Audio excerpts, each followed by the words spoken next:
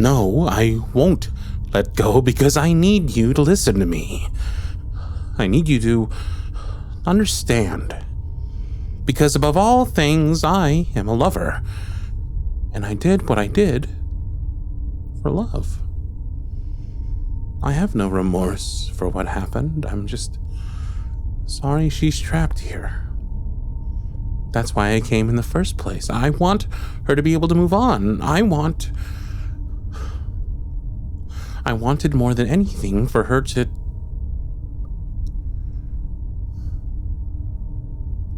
Will you promise to listen? I'll let go if you do. Okay. Here's the truth.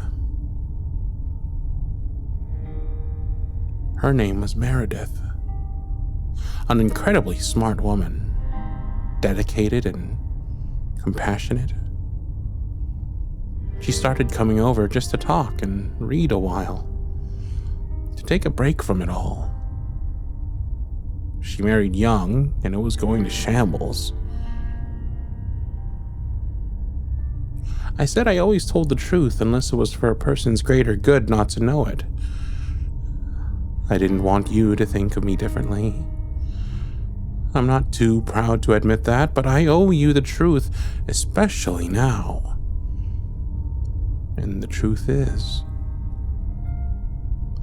The truth is hard, and even harder to understand, but I care about you, and hope that knowing it won't change that gleam in your eye. The way that you look at me. That look of promise, because I want you. I want to see where this leads, and I need you to take a few breaths and believe that my heart was in the right place. Just don't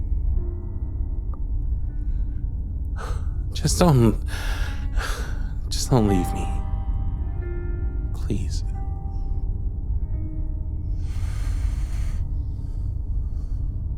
Like I said, Meredith's marriage was in shambles. I was her escape, and after a while, we began to see each other in secret. I was in love. I think she was too, even though she was too afraid to say it. She was beautiful, and I was so lucky. It took several months before he noticed. She started coming over with injuries and bruises, and while I continued to pressure her into seeking help or calling the police, she refused. She was under his spell. He promised over and over and over that it would never happen again, but he never stopped. One night it was particularly bad. You could hear them screaming. I couldn't do it anymore. I just couldn't stand it, so I got my gun. It's secluded up here and people hunt, so I didn't worry about the sound. I came through the back only to see him lifting that porcelain elephant over her. Her lip was busted open and her eyes were so wide. I'd come just in time and...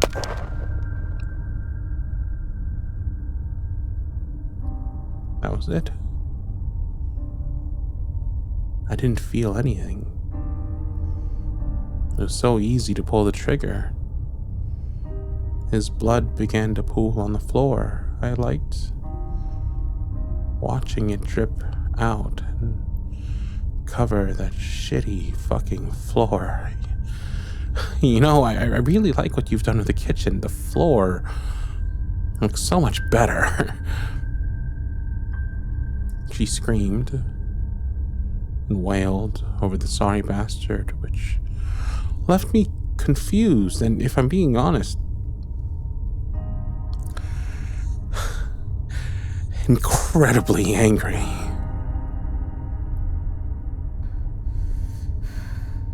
How dare you? What do you mean? How could you do that? I loved him. Meredith, please. You're a fucking monster. You murdered him. You're a fucking murderer. He was gonna hurt you. I loved him.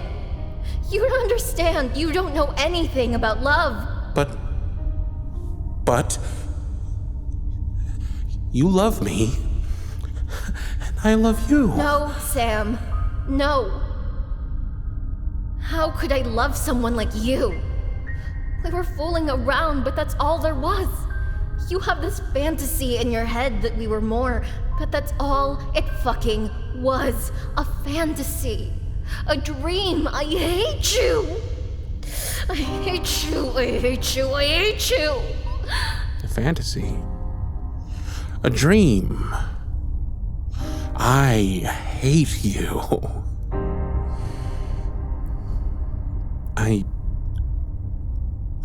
If she didn't love me then she must be so miserable that she must hate being alive. And it must have been my responsibility to help her.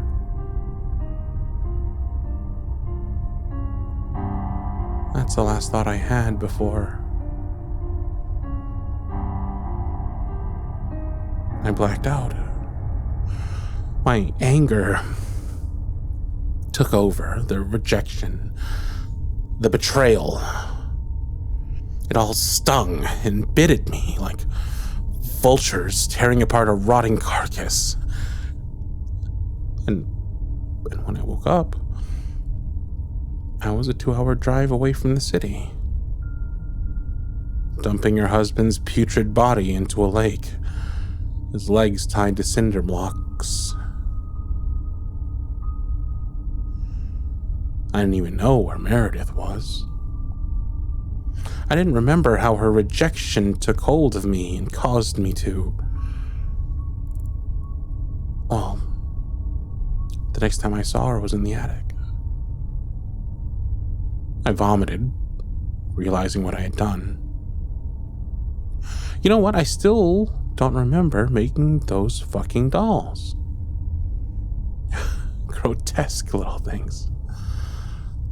Somehow I put them together, though. I've got a really fucked up sense of humor. A towel, which I used to wash the blood from my hands from the night I killed them, hung in my apartment for weeks until I had the courage to burn it. Oh, how I wanted to forget what I had done, but I did it for her. I did it for love. Don't you understand?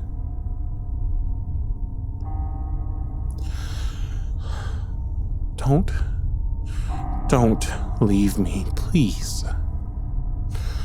I didn't know what I was doing. Okay,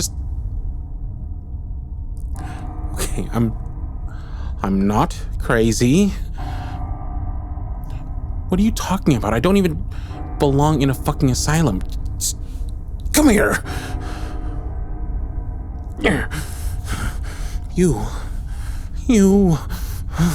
We were headed somewhere. I saw how you looked at me. You don't need to be afraid, baby. I'm right here. We'll get her ghost out of your house and we'll start over. You can forget all about this. You can fall in love with me. It'll be so wonderful. You and I, we can grow old together. We'll watch the sunset fall behind these mountains. We'll drink tea and you'll read me your writing. And we'll have a baby together. Why aren't you listening to me? Wait. Come back. We aren't done talking. Or do you want me to make it all go away? Would you like me to make a doll for you too? I'm more of an architect, but I did all right with theirs. It'll look just like you. It's okay, baby. It's okay. Hey, it won't hurt very much. Huh? What?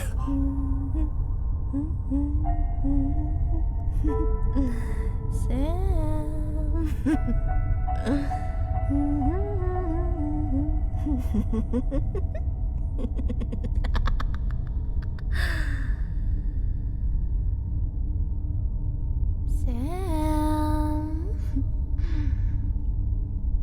How about I set you free, Sam? Give you the courtesy you so wonderfully afforded me. No. What are you doing? No! Stop! I can't. I can't breathe. I can't.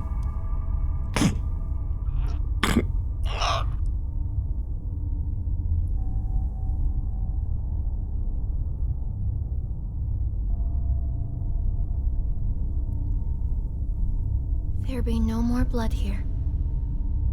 We will leave you to your peace now. My daughter and I thank you for all you've done. Farewell.